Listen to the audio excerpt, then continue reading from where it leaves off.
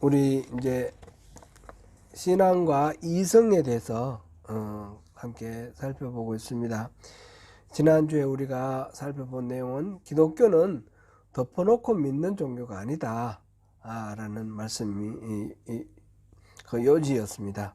하나님이 주신 이성을 가지고 면밀하게 분석하고 사고하여서 합리적인 판단을 하고 그 말씀이 진실한가 아닌가 살펴보고 그 진실성을 믿는 것입니다. 그래서 이성을 무시하는 반지성주의는 하나님이 기뻐하지 아니하신다라는 것을 보았고요. 그러나 그렇게 모든 것을 합리적으로 다 알 수 있는 것은 아니다 했습니다. 하나님이 우리 인간의 이성을 초월하는 신비적인 그런 초월적인 능력이 있기 때문에 그 신비성에 대한 우리 인정도 있어야 된다 그랬습니다. 그래서 항상 모든 것들을 판단할 때 합리적이고 이성적으로 판단을 하되 하나님을 전제로 하고 초월적인 존재인 하나님을 전제로 하고 판단을 하고 해야 된다. 덮어놓고 그냥 믿는 것이 아니라 깊이 생각하고 믿되 하나님의 초월성을 전제를 하고 이렇게 합리성을 잘 활용해야 된다. 그런 내용이었습니다.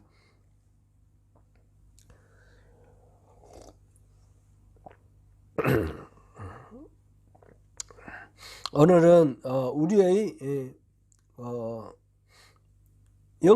영적인 어떤 안목을 위해서 말씀을 이해를 하는데 말씀을 잘 이해를 잘 공부를 하고 합리적으로 분석하고 이렇게 해서 이 말씀이 이치에 맞는지 하나님의 초월성까지 염두에 두고 그렇게 공부를 해서 하나님 말씀을 배워야 되는데, 그런데 하나님의 말씀이 전혀 우리에게 안 들어올 때가 있다는 겁니다. 그거는 어떨 땐가, 그 중에 가장 기본적인 거를 지금 오늘 볼 텐데, 가장 지배적인 신앙관, 그 시대, 그 당시에 가장 지배적인 신앙관, 신앙이라고 해서 다 타당한 것이 아니다라는 그런 이야기가 되는 겁니다. 그냥 유행하고는 좀 다른데요. 유행하고는 좀 다른데 그 당시에 다들 신학자나 목사나 다 그렇게 믿는다고 해서 그런 식으로 그냥 별 생각 없이 따라가면 오류에 빠질 수가 있다는 겁니다. 그렇게 되면 하나님이 하시는 말씀을 못 알아듣고 엉뚱한 행동을 할 수 있다라는 것입니다. 그거를 오늘 한번 또 이 성경 말씀 통해서 한번 살펴보도록 하겠습니다. 그러한 예가 가장 전형적으로 나타나 있는 것이 예레미야서입니다. 오늘 본문 이 부분입니다. 예레미야 시대의 유다 백성들은 열심히 안식일을 지키고 안식일날 성전에 가서 제물을 바치면서 하나님을 예배했습니다. 예레미야 시대는 우리가 결론적으로 알고 있습니다. 예레미야 시대는 이스라엘이 남북왕국으로 나누었지 않습니까? 북왕국은 이스라엘이라고 이름을 했고 남왕국은 유다라고 이름했는데, 북왕국 이스라엘은 아수르라는 강대국에 의해서 멸망당했습니다. 멸망당하고 한 140년, 150년 지나간 후에 남왕국이 유다는 아수르가 계속해서 침략을 했는데 하나님이 지켜주셨습니다. 그런데 이제는 바벨론이라는 나라, 아수르를 멸망시키고 새롭게 등장한 강대국 바벨론이라는 나라가 이 남왕국 유다를 멸망시킵니다. 그래서 많은 사람들이 죽고 많은 사람들이 포로로 바벨론으로 끌려갑니다. 그래서 바벨론 유수, 바벨론 포수, 이게 이제 아주 유명한 말이 되어 있습니다. 그게 BC 586년의 일인데, 예레미야는 그 이전부터 시작해서 멸망당하기 한 25년 전부터 시작해서 멸망할 때까지 이렇게 그 이후 약간까지 그렇게 활동했던 그런 선지자입니다. 지금 오늘 우리가 보고 있는 이 본문은 유다가 멸망하기 전인데, 멸망하기 전인데 지금 우리가 읽어본 게 무엇입니까? 여호와께서 예레미야에게 이렇게 내 말을 전하라 라고 선지자에게 하나님이 말씀을 주셨습니다. 그게 뭔가 하면 여호와의 집 문에 서서 이 말을 선포하라. 여호와의 집이 성전 아닙니까? 성전 문 앞에 서서 성전으로 예배하러 오는 사람들을 향하여서 그 사람들에게 이 집이 성전이라고 하는 그 거짓말 듣지 말라는 겁니다. 성전 앞에 서서 이 집이 여호와의 성전이라 여호와의 성전이라 여호와의 성전이라 하는 거짓말을 믿지 말라. 이 굉장한 말이죠. 지금 이 안에 지금 제사장과 이 성전을 또 이렇게 지키면서 하나님께 제사하는 모든 백성들의 그 모든 제사를 스포트하는 그런 제사장들이 수십 명이 있고, 또 그런 것들을 가르치기 위해서 또 이렇게 레위인들 가운데서 열심히 성직에 봉사하는 사람들도 많이 있는데, 그리고 그 사람들, 성직에 종사하는 사람들 뿐만 아니라 일반 사람들도 여기는 당연히 성전입니다. 당연히 성전. 누가 지었습니까? 솔로몬이 지었습니다. 그죠? 솔로몬이 지었고, 솔로몬이 성전을 다 짓고 난 뒤에 하나님께 기도할 때 하나님이 응답하셨어요. 하나님이 약속하셨어요. 이 성전을 향하여 기도를 하면 내가 들어주겠다. 그 성전인데 예레미야가 그 앞에 가로막고 서서 이 집을 여호와의 성전이라 하는 거짓말을 믿지 말라, 이렇게 말을 합니다.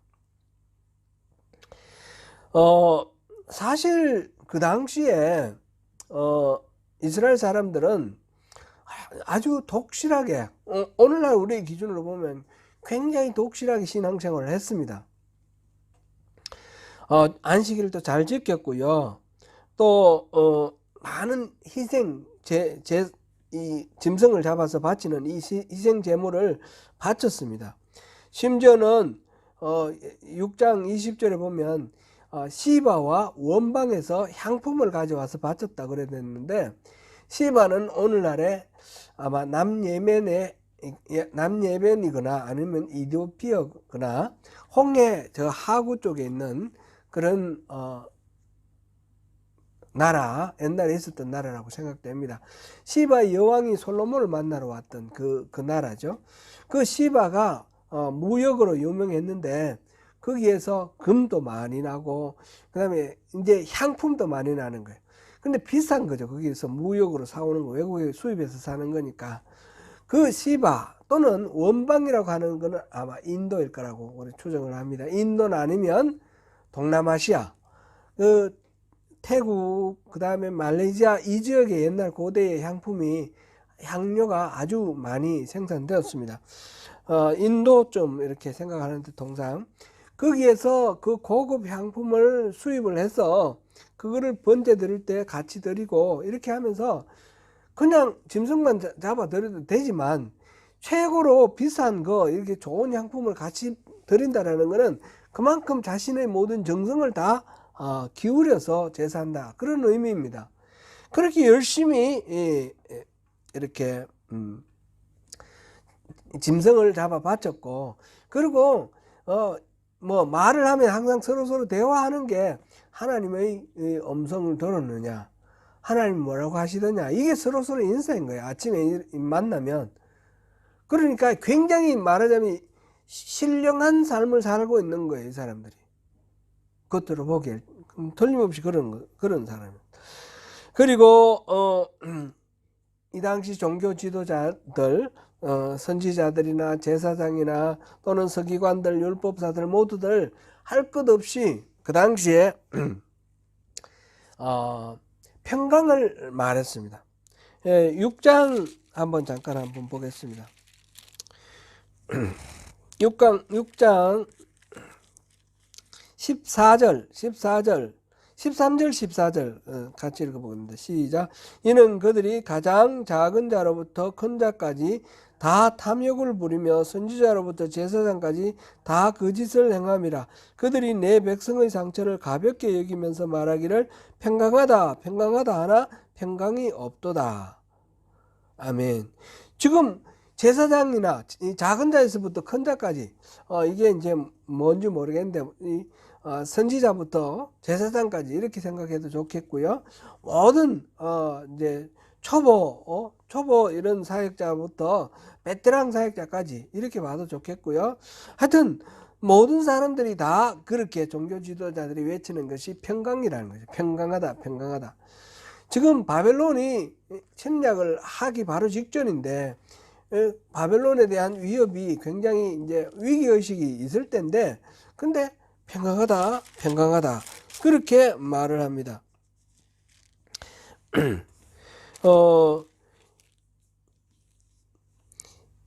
그들은 모두 나름대로 성경적 근거를 가지고 그렇게 외쳤습니다.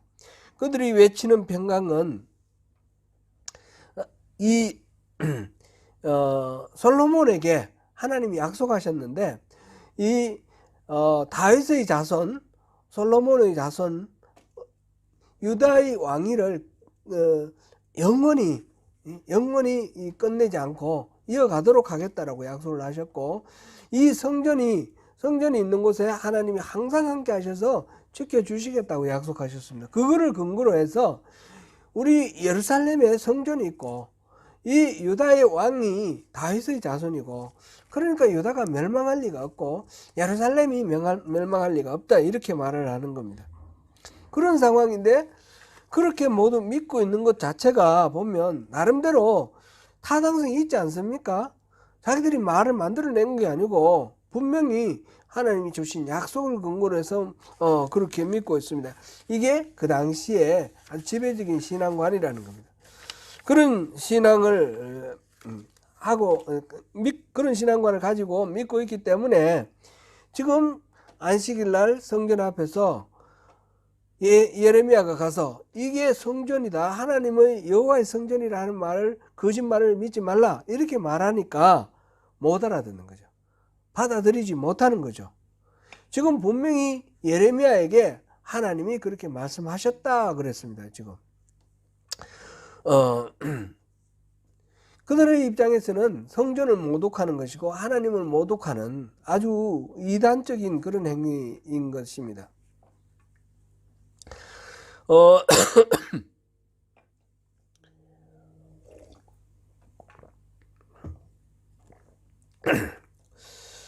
그리고 이 예레미야는 이 평강을 계속적으로 외치는 이 사람들에 대해서 작은 자로부터 큰 자까지 다 거짓을 말한다라는 거 6장 7절 8절 우리가 봤죠. 그렇게만 평가할 뿐 아니라 2장 13절 우리 같이 한번 읽어보겠습니다. 2장 13절 예레미야 2장 13절 같이 읽습니다. 예레미야 2장 13절 1052쪽입니다. 2장 13절 시작. 내 백성이 두 가지 악을 행하였나니 곧 그들이 생수에 거는 데는 나를 버린 것과 스스로 웅덩이를 판 것인데 그것은 그 물을 가두지 못할 터진 웅덩이들이라. 지금 이스라엘 백성에 대해서 하나님이 평가를 하시는데 내 백성이 두 가지 우물을 팠다는 두 가지 악을 행했다는 것입니다. 두 가지 악을 행했다. 하나는 생수의 근원이 되시는 하나님 여호와를 버렸다라는 것. 또 하나는 웅덩이를 팠는데 물을 가두지 못하는 터진 웅덩이를 팠다라는 겁니다. 둘 다 두 가지 악을 행했으니까 하나님을 버리는 것. 그 다음에 자기 나름대로 하나님 대신에 자기 나름대로 단돌이 한다고 웅덩이를 팠는데 그런데 그건 착각이라는 거죠. 그거는 터진 웅덩이라서 물을 가두지 못한다. 그런데 그거를 모르고 자기들은 나름대로 잘 단돌이 한다라고 생각을 하고 있는 거예요. 근데 두 가지 지금 하나님을 버렸다라는 거 스스로 자기들이 하나님을 버렸다라고 인정할까요? 인정하지 않습니다. 하나님이 보실 때 평가가 그렇다는 거죠. 그들이 지금 짐승을 많이 잡아서 제사를 드린다 그랬고, 멀리 시바와 원방에서 향품을 수입을 해서 제 번제 드릴 때 같이 드린다 그랬고, 안식일을 빠짐없이 지키고, 이렇게 하는 모든 전반적인 그런 신앙 행위를 봤을 때는 하나님을 버렸다고 생각을 안 합니다.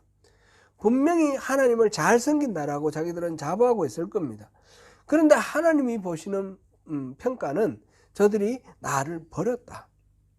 저들이 말하는 게 전부 거짓말이다. 제사장과 선지자 전부 다 거짓말이다. 거짓말을 말한다. 이 성전도 거짓말이다. 이 성전이 아니다. 이렇게 되어 있습니다.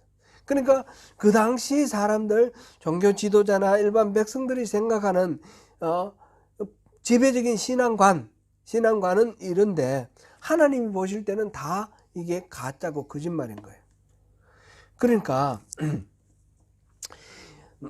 남들이 다 그렇다고 믿고 있으니까 하나님 말씀하시는 거 듣긴, 예레미야가 얘기를 하니까 들어야 되는데, 들어보니까 그럴듯하긴 한데 또 다른 사람 말 들어보니까 다 안 그렇다 그러거든요.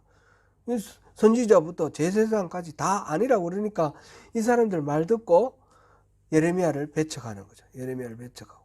그러다 보니까 하나님은 예레미야에게 말씀하셨는데 예레미야를 배척하니까 하나님 말씀 못 듣는 거죠. 그 당시에 지배적인 신앙관을 가지게 되면, 그게 그게 갇히게 되면 하나님이 말씀하셔도 못 들을 수 있다는 겁니다. 이게 오늘 우리가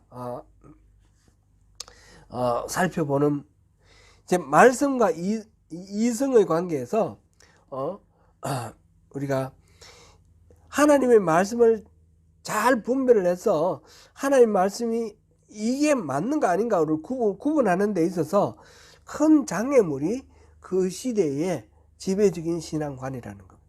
그 시대의 지배적인 신앙관 때문에 우리가 하나님 말씀을 제대로 분별을 못하고 엉뚱하게 오해할 수가 있다는 겁니다.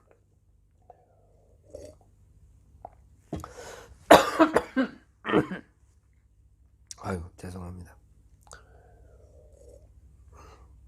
이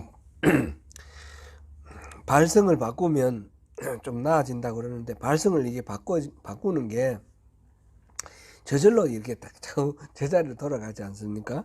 그러니까 참 어렵네요.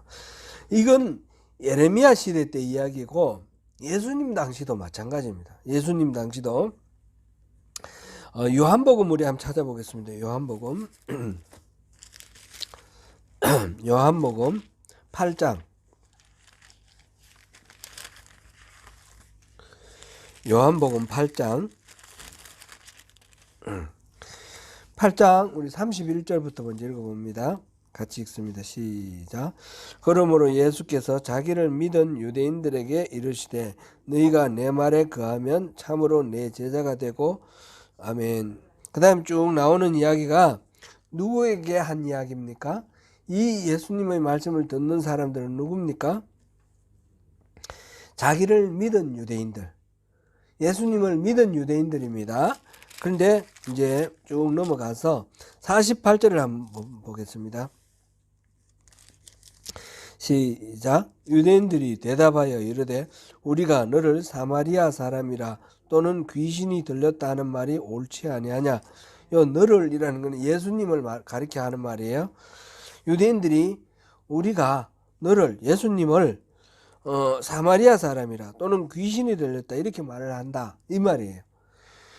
이 사람들이 예수님을 믿었다 그랬는데 믿었던 사람들이 이렇게 지금 비방하기도 합니다.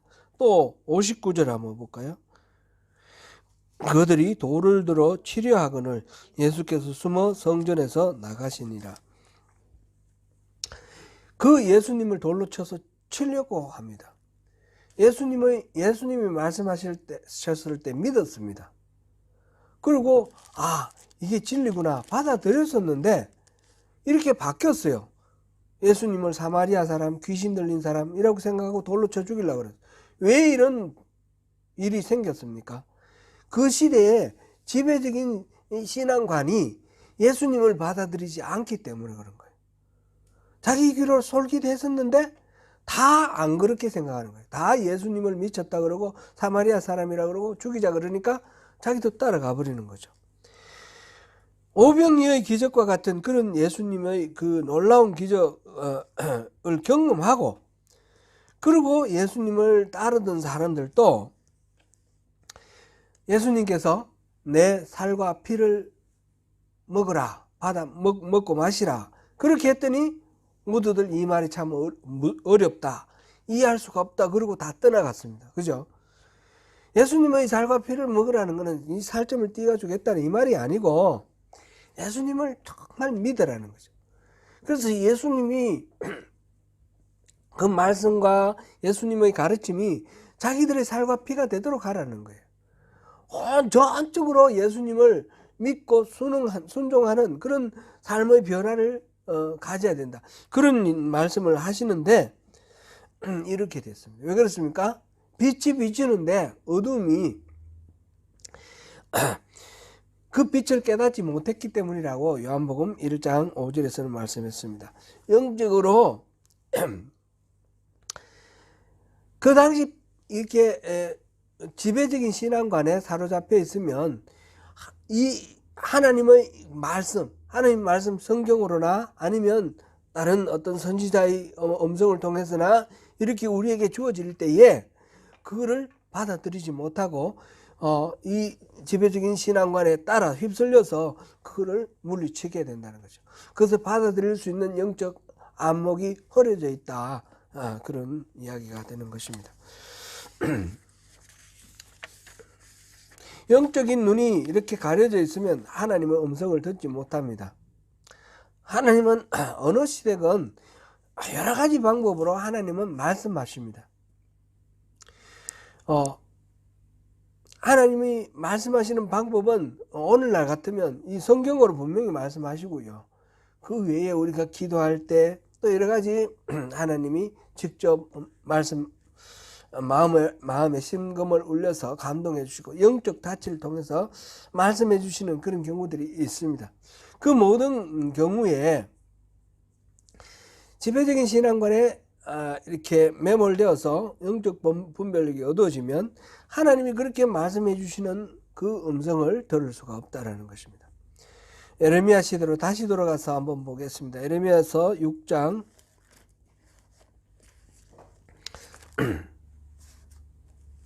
16절 17절 읽어보겠습니다. 같이 6장 16절 17절입니다. 시작. 여호와께서 이와 같이 말씀하시되 너희는 길에 서서 보며 옛적 길 곧 선한 길이 어디인지 알아보고 그리로 가라. 너희 심령이 평강을 얻으리라 하나 그들의 대답이 우리는 그리로 가지 않겠노라 하였으며 내가 또 너희 위에 파수꾼을 세웠으니 나팔 소리를 들으라 하나 그들의 대답이 우리는 듣지 않겠노라 하였도다. 옛적 길 선한 길은 그걸 보고 가라 그랬는데 옛날에 난 길 신장로 말고 옛날 길을 가라는 뜻일까요? 그런 게 아니겠죠. 그 옛적에 하나님이 말씀하셨던 우리가 따라야 할 길도 그 말하자면 성경 말씀이에요. 옛날에 나온 말씀, 그거를 묵상하고 따르라 이런 말씀이에요. 신명기 30장 우리 한번 보겠습니다. 신명기 30장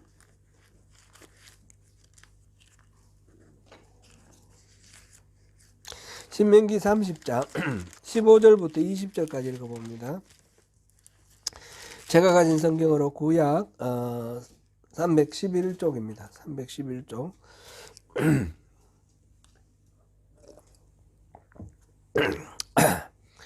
15절부터 20절까지 읽겠습니다. 보라, 내가 오늘 생명과 복과 사망과 화를 내 앞에 두었나니 곧 내가 오늘 내게 명령하여 내 하나님 여호와를 사랑하고 그 모든 길로 행하며 그의 명령과 규례와 법도를 지키라 하는 것이라.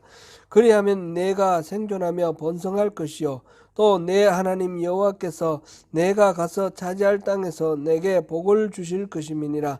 그러나 내가 만일 마음을 돌이켜 듣지 아니하고 유혹을 받아 다른 신들에게 절하고 그를 섬기면 내가 오늘 너희에게 선언하노니 너희가 반드시 망할 것이라. 너희가 요단을 건너가서 차지할 땅에서 너희의 날이 길지 못할 것이니라. 내가 오늘 하늘과 땅을 불러 너희에게 증거를 삼노라. 내가 생명과 사망과 복과 저주를 내 앞에 두었은즉 너와 내 자손이 살기 위하여 생명을 택하고 내 하나님 여호와를 사랑하고 그의 말씀을 청종하며 또 그를 의지하라. 그는 내 생명이시요 내 장수이시니 여호와께서 내 조상 아브라함과 이삭과 야곱에게 주리라고 맹세하신 땅에 내가 거주하리라. 아멘. 하나님을 사랑하고 하나님의 말씀을 청종하며 그를 의지하라. 신명기에 다른 성경에 모세오경에 다 많이 있는데 이제 한 구절만 우리 읽어본 거예요. 옛 길은 그렇게 선명하게 제시되어 있습니다. 그 선명하게 제시되어 있는 옛 길을 보고 그렇게 따라가면서 우리가 평강을 얻으라. 지금 하나님께서 말씀하십니다. 예레미야를 통해서. 그리고 너희 위에 파수꾼을 세웠으니, 파수꾼은 주로 이제 선지자들을 일컫는 거죠. 선지자는 지금 예레미야예요, 그죠? 여기서는 예레미야를 파수꾼을 세웠으니까 그의 말을 들으라. 그렇게 지금 하나님 말씀하십니다. 근데 이들의 반응은 뭡니까?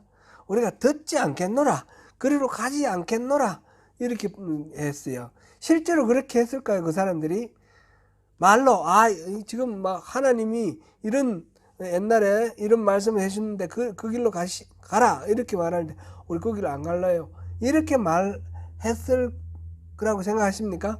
그렇지는 않을 겁니다. 분명히 말로는 아멘 아멘 했을 겁니다. 근데 실제로 삶으로 전혀 그 말을 따르지 않고 자기 고집대로 갔다라는 거죠.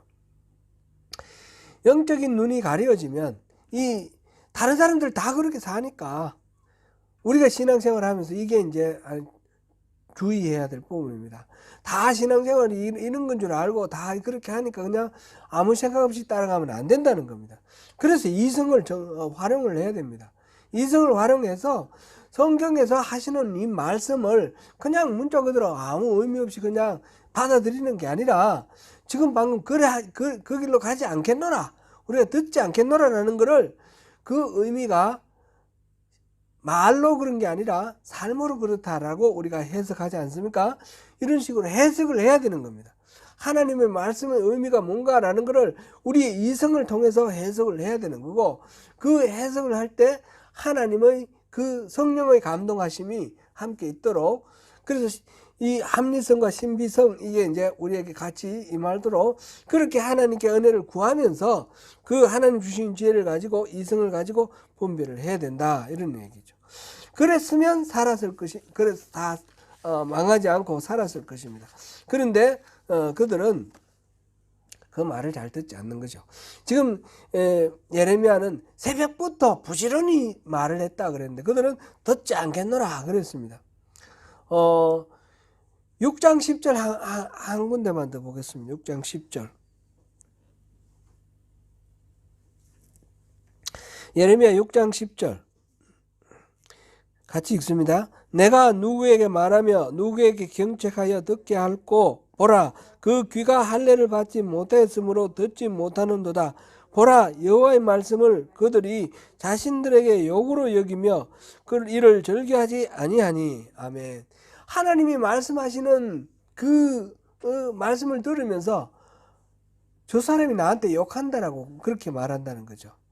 하나님이 욕한다고 하는 게 아니라 그 말을 전하는 사람에게 기분 나쁘게 욕한다.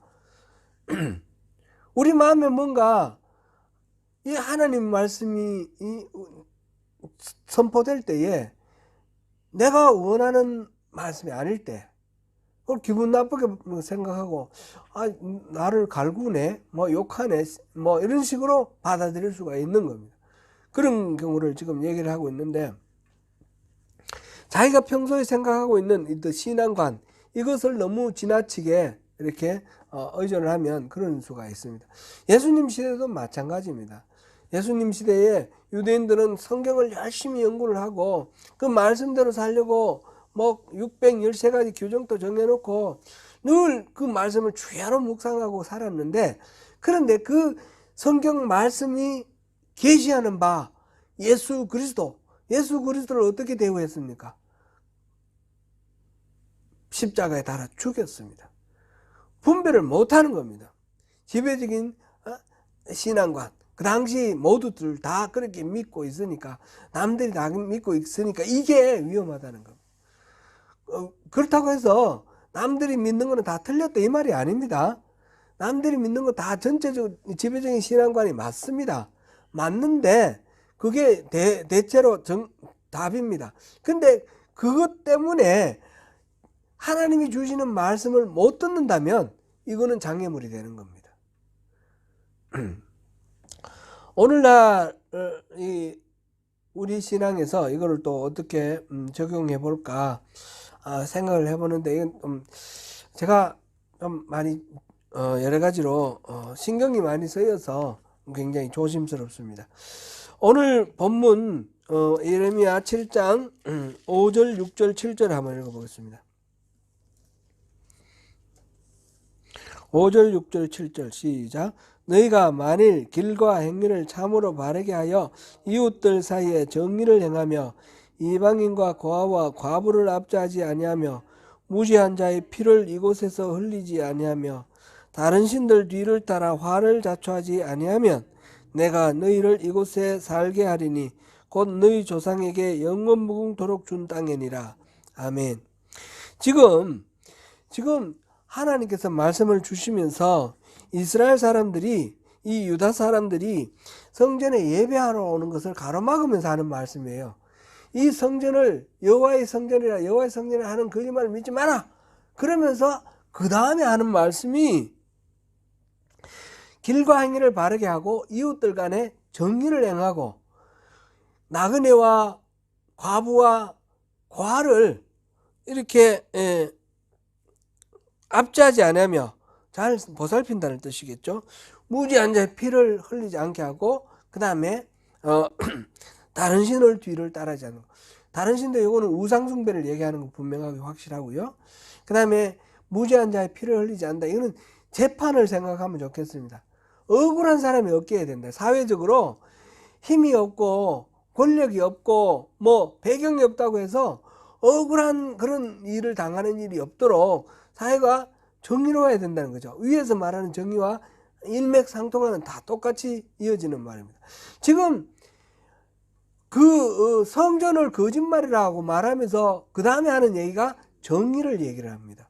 우리는 흔히 정의를 얘기를 하면 이거는 사회적인 문제, 정치적인 이슈로 다루고 신앙과는 상관이 없다고 생각하는데, 지금 예레미야를 통해서 하나님 말씀하시는 말은 뭡니까? 우리의 신앙은 정의와 연결이 되어 있다는 것입니다. 우리가 하나님 앞에 예배 드리고 짐승 잡아 예배 잘 드리더라도 정의가 죽어 있으면 이 신앙은 아무것도 아니라는 겁니다. 그래서 그 바로 이에 우리가 안 읽어봤지만 9절 한번 보겠습니다. 너희가 도둑질하며 살인하며 간음하며 거짓 맹세하며 바알에게 분향하며 너희가 알지 못하는 다른 신들을 따르면서, 지금 보니까 도둑질, 살인, 간음 이런 사회적인 어떤 하나님이 주신 율법을 해치는 정의를 깨뜨리는 것을 말합니다. 우상숭배나 정의를 깨뜨리는 것, 이것 전부 다가 하나님을 바로 섬기는 바른 신앙에서 결정적인 어떤 장애가 되는 것입니다. 그러므로 우리가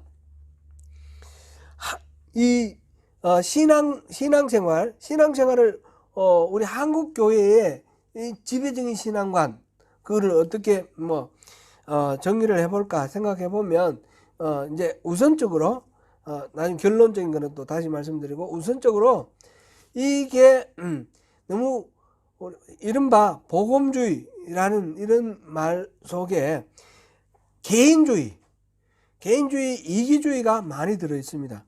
그리고 어떤 반지성적인 그런 경향이 많이 있습니다.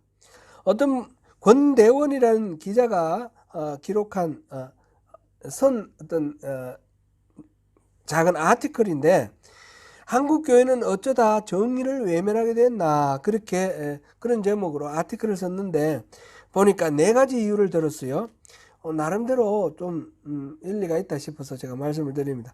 첫 번째는 권력에 대한 숭배와 타협. 한국 교회는 권력에 대한 숭배와 타협의 성향이 있다라는 겁니다. 제가 너무너무 제가 신앙생활을 시작하기 전에 큰 장애가 되었던 그런 사건이 있었는데, 그거는 1980년 8월 6일 조찬기도회입니다.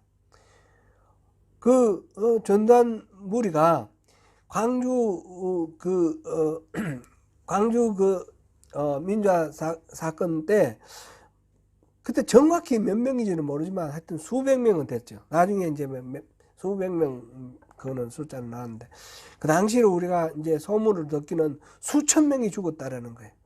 군인들이 들어가서 수천 명을 죽이고, 그렇게 말하자면 적을 방어하기 위해서 국민이 세금으로 만든 군대가 자신들의 권력을 잡기 위해서 백성들을 공격한 그런, 뭐 이유는 뭐 그쪽에서 광주에서도 무장을 했으니까. 그래서 어느 따져보면 거기도 따질 부분이 많지만 꼭 그렇게 해야 되느냐죠. 백성들인데 무력으로 그렇게 진압을 해야 되느냐죠. 그거는 사실 정말 선택할 수 없는 그런 길인데, 그 사건이 끝나고 난 뒤에 바로 그러니까 5월 말에 29일인가 이렇게 이제 끝났잖아요. 그리고 한 석 달 못 됐습니다. 그랬는데 한국 교회의 대표적인 지도자들, 뭐 누굽니까? 강은용 목사부터 시작해서 하여튼 제가 이름이 생각이 안 납니다. 뭐 그 당시 한국교회 대표적인 목사들이 모여가지고 조찬 기도를 했는데, 그 조찬 기도를 하면서 우리 조국을 위해서 기도하고 기독교를 위해서 기도하고 전두환 장군을 위해서 기도를 하는 거예요. 전두환 장군이 막 민족의 영웅인 것처럼 그렇게 기도를 하는 거예요. 너무너무 참 교회가 너무 할 일을 반대로 하고 있다라는 그런 생각이 들었어요. 그 다음에 뭐 자세한 것들, 그 다음에도 많은 여러 가지들이 있는데, 교세를 확장하는 데 도움이 되고 힘을 얻을 수 있으면 그런 것을 이렇게 지향하는 그런 경향들이 있습니다. 대를 위한 소를 희생하는 번영주의, 약자와 소외자에 대한 관심이 없다라는 겁니다. 그 다음에 세 번째는 교회 내 팽배한 정건대성과 반지성주의, 지난주에 한번 오래 다뤘고, 그 다음 네 번째, 정의가 신앙의 본질과 상관이 없다는 생각. 오늘 지금 제가 말씀드린 것과 연결이 되는 그런 부분입니다. 정의를 정치 이슈로 생각하는 그런 생각. 신앙의 본질과 상관없다고 여기는 것. 가장 비근한 예로 생각하면 세월호 사건 났을 때에 교회가 보인 태도는 너무너무 실망적이고 마음 아픈 일이에요. 그 수학여행 가던 아이들이 300명 이상 죽었습니다. 그런데 그 원인을 정확히 잘 파악을 못하고 그걸 조사하자 그러는데, 이 특별법을 만들자 그러는데, 처음에는 막 열심히 돕다가 어느 순간부터 그거를 탄압을 하는 거예요. 그래서 그 부모들이 대통령 면담을 요구를 하고 가는데 그거를 가로막는 거예요. 그러는 가운데서 그 모든 과정에서 이 모든 것들을 정치적으로 해석을 하는 거예요. 사실은 정치적인 활동이 아니었는데 나중에는 정치적으로 돼버렸어요. 결과적으로는 그거는 뭐 탄핵에 이르는 데까지도 이게 발달을 하는데, 그 전혀 정치적이지 않은 것을 정치적으로 해석을 하고 대처를 하면서 그런 식으로 만들어 버렸어요.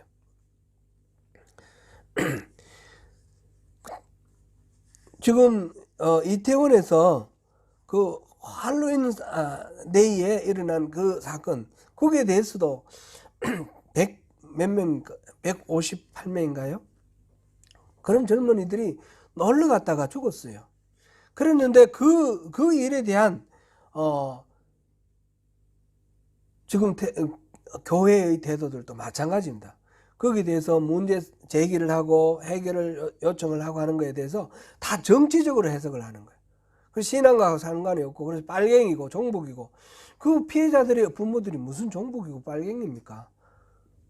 그런 식으로 하는 데 대해서, 정부가 어떻게 하는 데 대해서 정의를 바로 세우는 것이 교회가 돼야 되지 않습니까?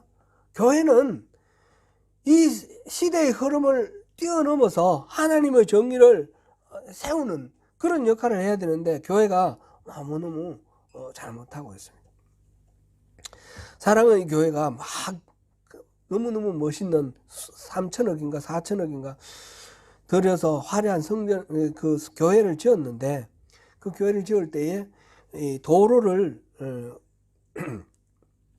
다른 도로를 기부 체납하는 조건으로 도로를 점용 허가를 이렇게 받았는데, 그것이 부당하다 해서 결국은 대법원까지 가서 그거를 반환하라 그랬는데, 대법원 재판 나온 지, 판단 나온 지 거의 뭐 한 10년 돼 갈 겁니다. 그런데 그걸 돌려주지 않아요. 돌려줄 수도 없어요. 왜냐하면 그 밑에 지하 본당이 들어가 있으니까. 왜 처음부터 그렇게 발상을 그렇게 하느냐 이거죠. 그것이 정의에 대한 생각이 없어서 그런 거 아닌가. 우리 교회에 유익하면 어떻게든지 그 구청에 있는 사람들 삶으면 되는 거고, 정의에 대한 생각이 없기 때문에 그런 것 아닌가요? 요즘 기독교에서 각광을 받고 있는 정광훈이라는 사람이 그 지역에 아파트 재개발하고 주택가 재개발하는데, 그 일은 알박기를 해가지고 얼마 안 주면 안 한다 그래가지고, 그래서 재판을 막 주변 사람들 재판 걸고 해가지고 막 이렇게 하는데, 가스통까지 들고 나와가지고 저항을 했어요. 교회가 그렇게 해도 되는 겁니까? 교회가. 그런 걸 보면서 참, 그래도 교회에서는, 한국 교회에서는 정광훈을 욕하지 않아요. 이게 너무너무 잘못되어 있는데, 이 정의라는 것하고 우리 신앙생활하고 이거를 분리시켜 놓고, 이 정의를 부르짖으면 그는 정치 행위를 한다. 그리고 교회에서 정치 행위 하지 마라. 뭐 이런 식으로 해가지고 생각하고 있는 이런 것들, 이것들이 지금 한국 교회에 어떤 신앙관으로서 문제가 있다. 그런 거를 한번 생각해 봅니다. 그리고 근본적으로는 우리 세 가지, 제가 여러 번 말씀드린 율법주의, 기복주의, 인본주의, 이게 지금 한국 교회에 팽배해 있는 그런 지배적인 신앙관입니다. 이거를 씻어내야 되고, 이거를 근본적으로 뒤집지 않으면 하나님이 우리에게 말씀하셔도 우리가 알아듣지 못하고, 하나님께 바른 백날 예배를 드려봐야 하나님으로부터 나를 버렸다는 소리밖에 안 듣습니다. 그 율법주의, 자기의 의와 노력, 공로로 가지고 하나님을 감복시키려고 하는 그런 자기중심주의, 나의 능력이 아니라 하나님의 은혜로, 중심이 항상 하나님이 있어야 됩니다. 하나님. 목적도 내가 만족하는 목적, 내가 은혜 받고 내가 뭐 천국 가고 뭐 이런 식으로 내가 중심이 아니라 하나님이 기뻐하시는, 하나님이 나를 구원하시면 하나님이 더 기뻐하셔요. 내가 구원받는 거는 하나님이 기쁘신 일이에요. 내가 천당 가는 거 그거 하나 때문에 예수님이 십자가 지셨다 이렇게 생각하면 너무 예수님의 십자가 값싼 거 아닙니까? 그런 게 아닙니다. 이 우주를 구원하기 위해서 예수님이 십자가 지셨고, 거기에 우리가 발탁되어서 함께 참여할 수 있으니까 얼마나 기쁘고 감사한 일입니까? 우리 기쁨이죠. 중심이 하나님이 중심이 되어 있어야 됩니다. 나의 만족, 이게 기복주의입니다. 나의 만족, 내가 잘 되고 소원 성취하고 뭐 이런 게 아니라 하나님의 기쁨이 되는 것. 그 다음에 인본주의입니다. 인본주의. 하나님의 방법 뜻으로 모든 것들이 이루어지도록 우리가 계속해서 살펴보는, 반복해서 살펴보는 부분이기 때문에 앞으로 또 더 많이 우리 살펴보겠습니다. 오늘 우리가 살펴본 내용은 그 당시에 지배적인 신앙관에 함몰되어서는 안 된다는 겁니다. 이 신앙관이 나 혼자만 독특하고 다른 사람 다 틀리다. 이거는 사실상 조금 위험한 얘기죠. 이단일 가능성이 많아요. 근데 일반적인 어떤 신앙관이, 보편적인 신앙관이 중요합니다. 그러나 그것 때문에 하나님이 주시는 말씀을 못 알아들으면 그거는 안 된다는 거죠.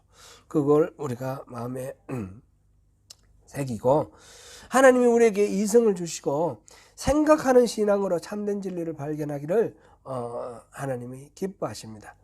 우리가 하나님 주신 이성을 통해서 아주 깊이 묵상하시는 가운데 성경 말씀을 정확하게 하나님 주신 말씀 그대로 해석하는, 그래서 하나님 말씀에 바르게 응답하는 그런 신앙생활을 해나가야 되겠습니다.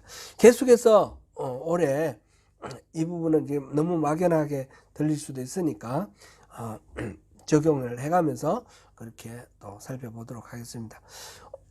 기도하겠습니다.